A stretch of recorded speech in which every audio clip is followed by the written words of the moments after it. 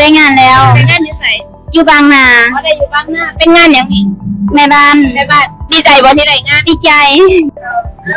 สำหรับพี่น้องคนลาวคนไหนที่อยากได้เวียกตอนนี้ที่อยู่ในกรุงเทพเด้อกำลังเวียกหาเวียกเหตุงานทำอยู่เนาะสามารถเข้ามากรอกใบสมัครกับทางบริษัทของเฮาได้เลยเพราะว่าบริษัทของเฮาเปิดทำการทุกมื้อตั้งแต่เวลา 8:30 น. ถึง 6:30 น. และมื้อนี้จะมาสัมผัสเล่าที่เราได้งานจากบริษัทของเฮาอีกแล้วเนาะสบายดี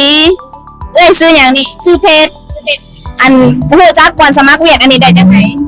วงยูติ๊กต็อก เอาเบิ่งใน TikTok ติดตามมาถึงแล้วบ่ โดย ถึงแล้วมาจากบ้านหรือว่าอยู่ในไทยที่มาสมัครเนี่ย อยู่ในไทยมาสมัครอ๋ออยู่ในไทย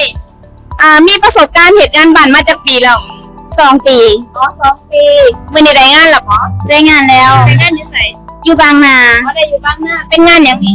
แม่บ้านดีใจบ่ที่ได้งาน ดีใจ สัมผัสกับนายจังใจดีอยู่บ่ ใจดี อ๋อใจดีโอเคขอให้อยู่กับนายจังเถิงๆเด้อ โดย โอเคจ้ะสำหรับผู้ใดที่อยากได้งานแนะนำเขาเจ้าเนี่ยมาสมัครอยู่ไส อยู่จรัญสนิทวงศ์82/1จรัญสนิทวงศ์ 82/1เป็นคนทางไหนนี่ อยู่อันทางสวรรณเขต สวรรณเขตอ๋อเป็นคนทางสวรรณเขตข่อยกับสวรรณเขตคือกัน